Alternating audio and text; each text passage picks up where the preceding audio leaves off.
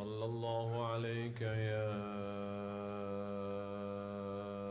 أبا عبد الله صلى الله عليك يا شهيد بكربلاء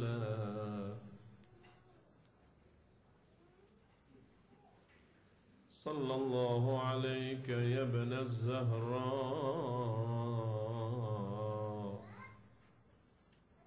يا مظلوم يا مقتول السلام عليك يا أبا عبد الله وعلى الأرواح التي حلت بفنائك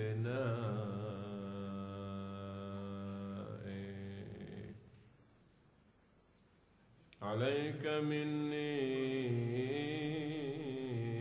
سلام الله أبدا ما بقيت وبقي الليل والنهار ولا جعله الله آخر العهد مني لزيارتكم سادتي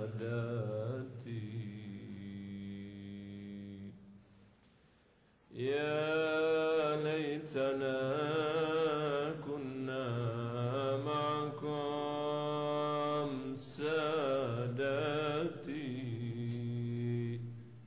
فنفوز فوزا عظيما. Ikhwan wa akhwati, malam hari ini adalah malam Al-Husain, malam di mana Al-Husain menguji kesetiaan anak-anaknya, menguji kesetiaan para pengikutnya. Menjelang maghrib, Al-Husain kumpulkan anak dan pengikut-pengikutnya dan menawarkan kepada mereka kalau mereka ingin menyelamatkan diri, agar mereka bisa memanfaatkan gelapnya malam untuk meninggalkan Karbala. Al-Imamul Husain alaihi salam menegaskan bahwa beliau ridho, beliau ikhlas, beliau tidak akan marah. Imam mengingatkan kepada mereka bahwa yang dikehendaki oleh musuh-musuh itu hanyalah diri beliau. Akan tetapi para sahabat, keluarga, anak-anak Al-Imamul Husain menjawab dengan tegas. Mereka menolak tawaran Imam Husain itu dengan mengatakan, wahai putra Rasulullah, apa yang akan kami katakan kepada Rasulullah jika Rasulullah bertanya kepada kami, kenapa kalian tinggalkan Al-Husain sendirian? Apa yang akan kami jawab? Sungguh, kata mereka menegaskan, itu tidak akan mungkin kami lakukan. Bahkan di antara mereka menegaskan, ketahuilah wahai putra Rasulullah, seandainya kami harus terbunuh di Karbala ini, kemudian dihidupkan kembali lalu terbunuh sampai 70 kali, lebih kami pilih daripada meninggalkan engkau sendirian. itu adalah bukti kesetiaan. Bukti kesetiaan pengikut-pengikut Al-Husain alaihi salam. Ikhwan akhwat, bagi kita para pecinta Al-Husain, bagi kita para pecinta Ahlul Bait, al-wala, kesetiaan, kecintaan, loyalitas kepada Ahlul Bait merupakan modal utama. Dan sesungguhnya modal utama nanti yang membuat seseorang masuk surga dan selamat dari api neraka adalah wilayah kepada Ahlul Bait. Bahkan dalam hadis-hadis kita banyak mendengar, sesungguhnya amal seseorang, meskipun dia salat, meskipun dia puasa, apapun yang dia lakukan, kalau dia lakukan itu tanpa wilayah kepada Ahlul Bait, Allah Subhanahu wa ta'ala tidak akan menerima amalnya. Ranah Karbala, tanah Karbala, medan Karbala adalah bukti dari kesetiaan dan loyalitas para pengikut Ahlul Bait alaihi wassalatu wassalam. Kita lihat bagaimana Zainab alaihissalam. Zainab punya suami. Tentu sebagai seorang istri ada kewajiban patuh kepada suami. Tapi dia tidak mungkin meninggalkan Al-Husain sendirian. Tidak mungkin dia meninggalkan imamnya sendirian berjalan, melakukan perjalanan menuju Kufah. Karena itu dia minta izin kepada suaminya dan bahkan membawa anak-anaknya, mengorbankan anak-anaknya untuk Al-Imam Al-Husain alaihissalam. Kita dengar betapa Al-Abbas, putra Amiril Mukminin, anak dari Al-Imam Ali bin Abi Thalib alaihissalam, disebutkan bahwa beliau segan, enggan untuk mengucapkan kata saudara kepada abangnya Al-Husain, yang selalu dikatakan oleh Al-Abbas, ditegaskan oleh Al-Abbas ketika berbicara kepada Al-Imam Al-Husain, ya maulaya, engkau adalah tuanku, engkau adalah imamku, menunjukkan wilayah yang luar biasa. Dan karena itu salah satu dari upaya kita menanamkan wilayah ini adalah dengan memperingati, mengenang apa yang terjadi pada Karbala.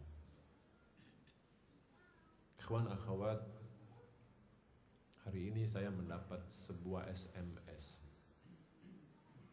dari salah seorang pengikut Ahlul Bait. Beberapa hari yang lalu saya mendapat sebuah pertanyaan dari seseorang yang belum begitu banyak tahu tentang Ahlul Bait. SMS yang saya terima itu bertanya kepada saya, Ustadz, bagaimana kalau saya ditanya oleh seseorang, mengapa pengikut-pengikut Ahlul Bait itu menunjukkan sikap marah atau bahkan dalam tanda kutip dendam kepada para pembunuh Al-Husain, kepada para orang-orang yang menyerang Al-Husain di Karbala. bukankah itu akan melahirkan dendam demi dendam? Bukankah tidak lebih baik kalau kita memaafkan mereka saja? Dan bukankah agama Islam mengajarkan kita untuk memaafkan?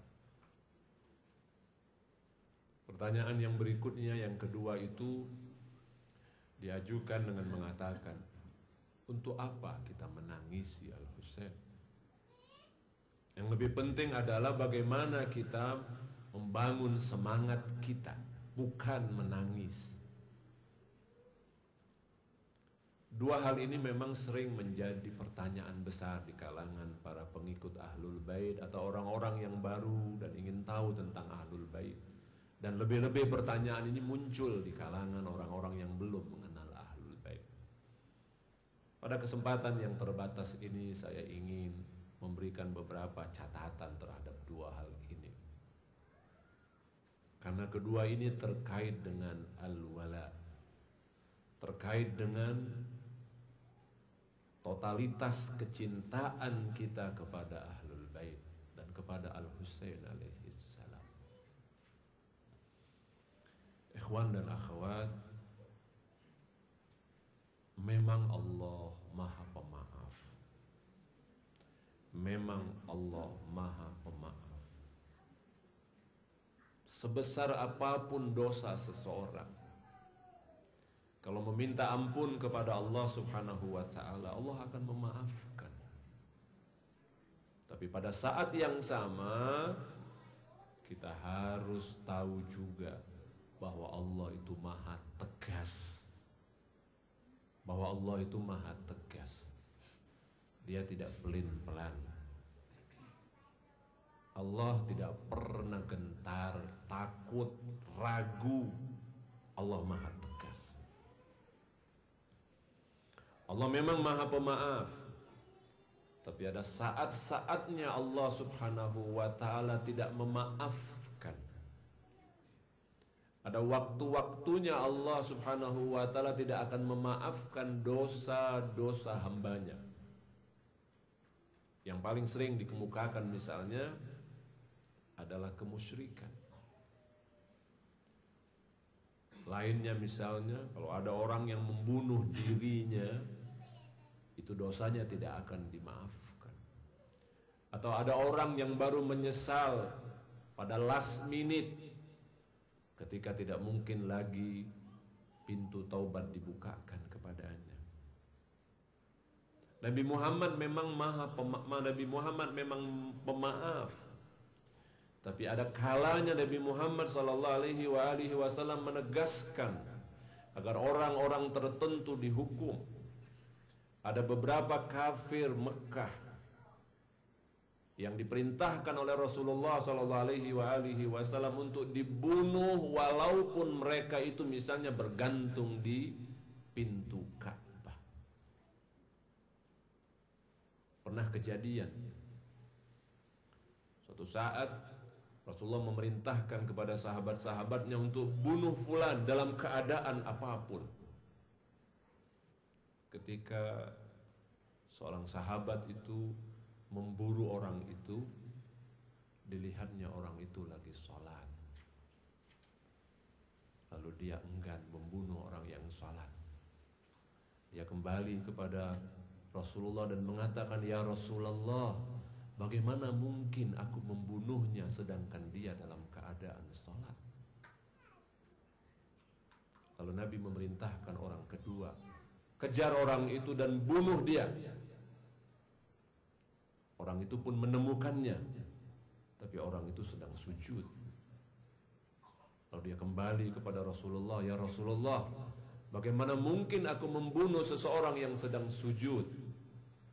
Kemudian Rasulullah memerintahkan kepada Amirul Mukminin, kepada Imam Ali bin Abi Thalib, "Bunuh dia dalam keadaan apapun yang engkau temukan."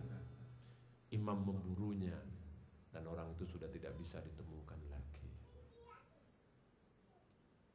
Imam berkata, "Seandainya aku temukan dia, apapun keadaannya, dia sedang sholat, dia sedang sujud, dia sedang doa, dia sedang bergelantung di atas Ka'bah sekalipun, Karena Rasulullah memerintahkan untuk dibunuh, maka aku akan membunuhnya. Ada saat-saat manusia itu harus tegas.